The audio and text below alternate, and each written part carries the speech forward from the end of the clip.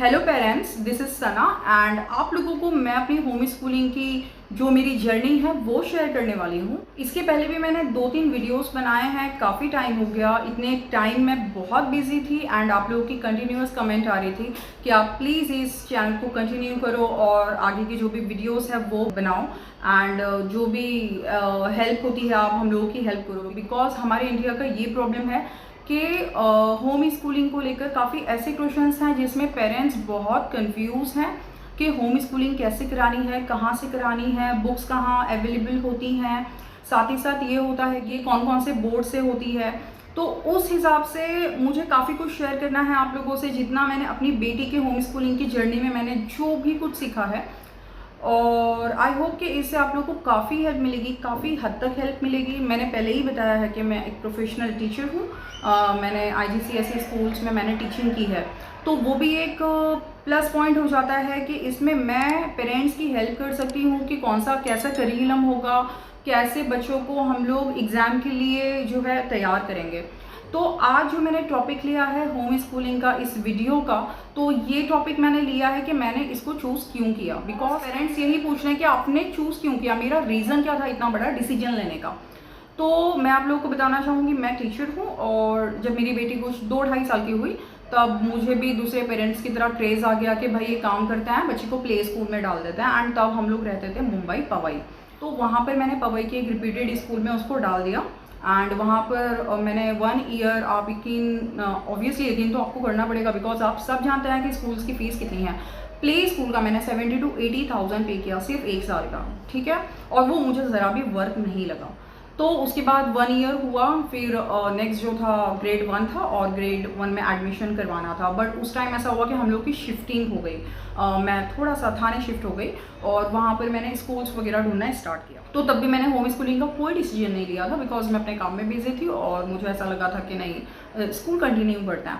उसके बाद मैंने बहुत ढूंढा जो आसपास की स्कूल थी, दूर दूर की स्कूल थी, वहाँ पर सारे बोर्ड्स के मुझे कौन से बोर्ड में जाना है, CBSE जाना है, ICSE जाना है या IB बोर्ड में जाना है या IGCSE में जाना है। तो मैं वहाँ पर काफ़ी कंफ्यूज थी। फिर मैंने डिसाइड किया कि काम करते हैं, अभी फ़िलहाल CBSE बोर्ड ले लेते हैं जो अपना दिल्ली बोर्ड होता है। तो वहाँ पर जितने भी स्कूल्स थी आसपास में या थोड़ा सा दूर, तो एक मुंबई की रिप्यूटेड स्कूल है जिसको आप लोग डेफिनेटली जानते होंगे, जो कि पूरे इंडिया में उसकी ब्रांचेस हैं। वहाँ मैंने सोचा कि काम करते हैं, वो मैंने डिसाइड किया कि काम करते हैं, वहाँ से फॉर्म वगैरह लेकर आते हैं, जो फॉर्मेलिटी होती है वो कर लेते हैं।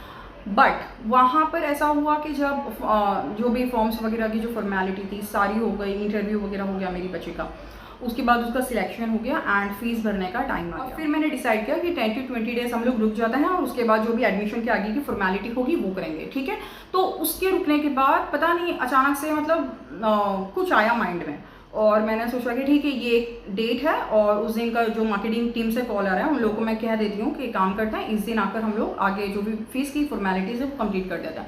बट जब फॉर्म वगैरह फिलअप हुआ, इंटरव्यू वगैरह हुआ, जब उन लोगों ने मुझे कोटेशन दिया ग्रेड 1 का CBSE बोर्ड का, जब उन लोगों ने मुझे कोटेशन दिया तो वो 85-87 के करीब था, 85,000 या 87,000 के आसपास था, बुक्स वगैरह यूनिफॉर्म वगैरह मिलाकर, ठीक है। उसके बाद जब 10-20 दिन हो गया और मैंने डिसाइड किया कि शायद आई थिंक वो 21वां दिन था, 21वां या 20वां दिन था, तो मैंने डिसाइड किया कि ठीक है आज हम लोग जाएंगे और एडमिशन की फॉर्मेलिटी कंप्लीट करनी। तो जब पे करने लगे तो उसके पहले पता नहीं माइंड में आया, तो और मेरे हस्बैंड ने पूछा कि काम करते हैं एक बार पूछ लेते हैं कि कोटेशन कितना है, मतलब जस्ट माइंड में आ गया जैसे हम लोगों को आता है। तो उन्होंने पूछा कि सर वही सेम कोटेशन है ना, तो उसी हिसाब से हम लोग उस चीज़ को कंटिन्यू करें। तो उसी टाइम उन लोगों ने बोला कि नहीं सेम कोटेशन नहीं है। उन लोगों ने उस टाइम 1,15,000 या 14,000 का कोट किया, 1,15,000 पर ईयर ग्रेड 1, ठीक है, जो कि उन लोगों ने 85 या 87,000 के अप्रॉक्स हम लोगों को बताया था। तो हम लोगों ने बोला कि 10-20 दिन के अंदर इतना, मतलब इतना कैसे हो गया, मतलब क्या। तो फिर उन्होंने टुकड़ों में सब हम लोगों को एक्सप्लेन किया कि बुक्स का इतना, ये उतना, वो उतना बढ़ गया, 10 दिन में बढ़ गया। तो थोड़ी बात बिल्कुल अजीब लगी। तो हम लोगों ने बोला कि ठीक है चलो, अगर ये 1 लाख जो भी 1,15,000 का जो कोटेशन है, तो एक काम करते हैं, हम लोग कंटिन्यू करते हैं, बट आप एक हम लोगों को एक एफिडेविट बना कर दो, एक लीगल पेपर पर लिख कर दो कि इसके बाद फीस पूरे साल में इंक्रीज आप लोग नहीं करोगे। तो वो उस चीज़ के लिए तैयार नहीं रहे।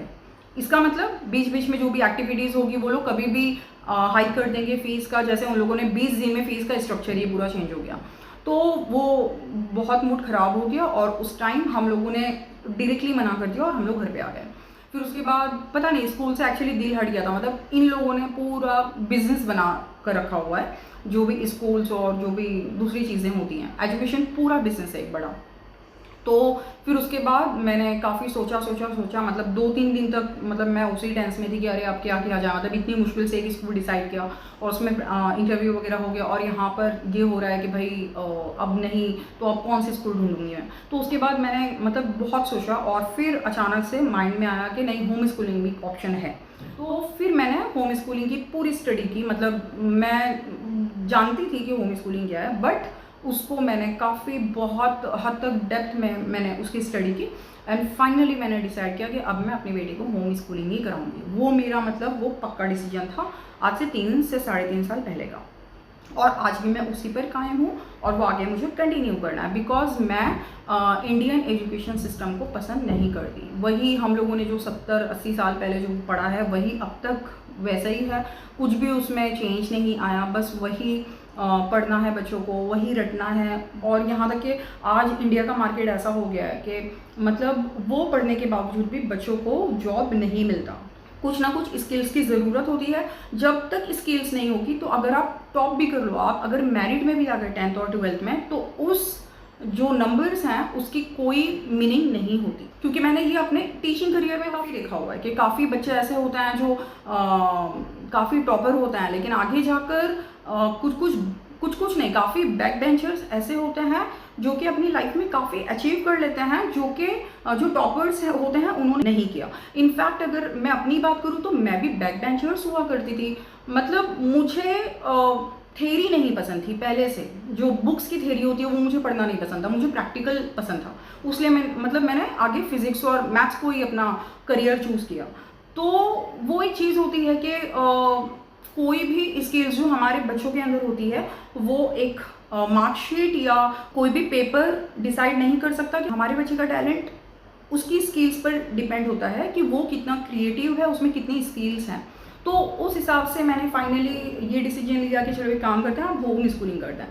अब नेक्स्ट जो क्वेश्चन था वो ये था कि भाई होम स्कूलिंग कहाँ से, NIMS से करवाएं या फिर IGCSE से करवाएं। तो उसी टाइम फिर मैंने ये डिसाइड किया, उस पर भी मैंने काफ़ी स्टडी करी, जो कि मैं आप लोगों के साथ शेयर भी करना चाहूँगी आगे जो अपकमिंग वीडियोस होंगे।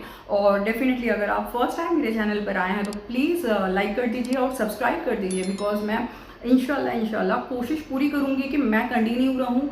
बिकॉज काफ़ी पेरेंट्स के ऐसे कमेंट्स आते हैं बेचारे, मतलब जो होते हैं इंस्टाग्राम वगैरह पर कि आप प्लीज़ हमारी हेल्प कर दें, आप बता दें कि बुक्स वगैरह कहाँ से लेनी है। तो आगे अपकमिंग वीडियोस में मैं आपको हर एक डिटेल देना पसंद करूँगी कि आगे मैंने अपनी बच्ची के लिए क्या क्या किया, कौन सा करिकुलम कैसे फॉलो किया।